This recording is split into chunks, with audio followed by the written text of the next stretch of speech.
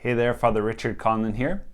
In a recent interview with Jake and Heather Khym, founders of Life Restoration Ministries and the popular podcast The Way of the Heart, Restore the Glory, and Abiding Together, I asked them a question about the proper way to discipline your children. I hope you enjoy this short video clip and stay tuned as I share a thought after. Well, we know that Jesus didn't sin, so he wasn't disciplined because he sinned. But would Joseph have taught Jesus that there were certain things that were right and wrong, like don't touch the fire, Jesus, because you're going to get burned? Like, he did grow in wisdom. Jesus That's did. actually in the scriptures where he said, when he addressed Jesus and was like, you don't, it's, actually it's funny as I'm seeing the image from the Chosen series where you can tell he's like, not cool, Jesus, that you left us. And we were worried. But anyway, where he went to the temple. we went to the temple. Whatever.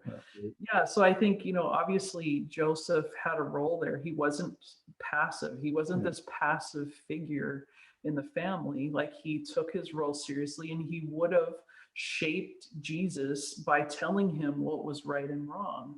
Not in the area of sin, obviously, but just with other things and growing in his humanity. I think for us in the area of discipline with our kids, like, it is important, again, that we check our intentions. Like, what is getting stirred up in me? Am I just getting angry because I've lost my patience completely? Or do I want to help them grow and be who they are meant to be, to learn the way of Jesus, to be more Christ-like? And so how do I love them in that? And discipline takes a different shape all the time. Like, I'm always asking God to show us the way as parents. It's so hard to know what to do as parents, or as any kind of caregiver, as a teacher, as wherever you might find yourself. But sometimes discipline looks like something else. Sometimes it's intense love and mercy, and that actually is what draws a child's heart to what is good, because they're able to see a love that is undeserved. And so, yeah, there's definitely, we can be kind of hard on our kids sometimes about our expectations of what they can and can't do, or what they should and shouldn't do, and how they treat people and all of that. We're quite strict in that way.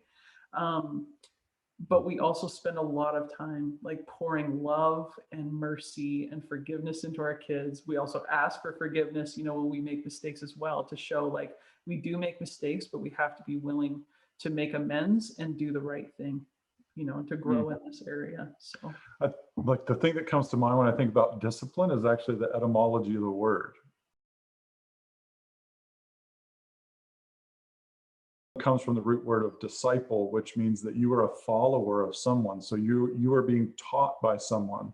So to disciple or discipline your kids means to have them learn and follow something good. That's why you discipline. That's why you give them a discipline.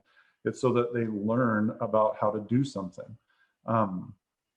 And so Brett Powell is a good friend of mine, and I know the guys, the priests here, know him, that he has this thing that he says to his kids, which I absolutely love. And when you think about it, it's really true. He says that everyone follows somebody.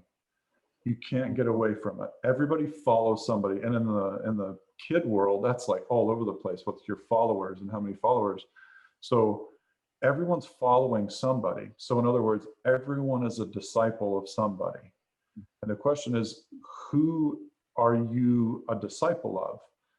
And that process of, that's who I'm going to try to be like, so I'm going to learn to do life like them. Well, is that person actually worth following? Not to just bash, whomever they might like as a musician or an actor or something. But with our kids, like, we just say, if you're going to follow somebody, they better be worthy of your life.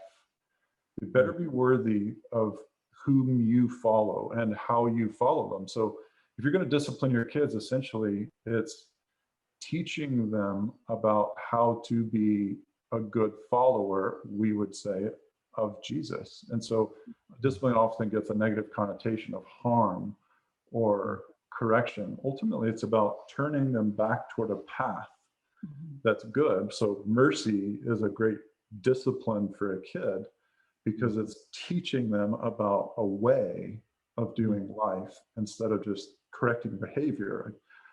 A big thing for us in parenting is the heart. Jesus said very clearly, it's out of the heart that come, negative, or, I can't remember his exact words, but like foul language and deceit, etc.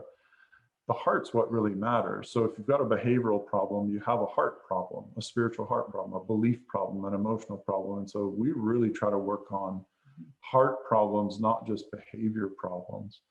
And there's where I think Joseph would have shined, is he would have known the heart is what matters. And so then it's from the heart that behavior comes. I think it was Father. No, this is huge.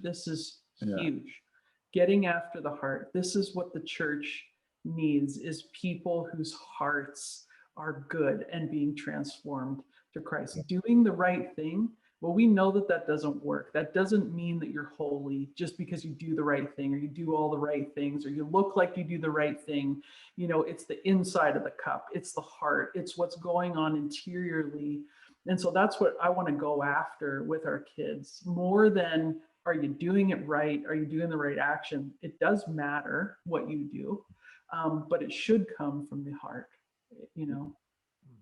There's some of my favorite images of the Holy Family actually are just like the three hearts.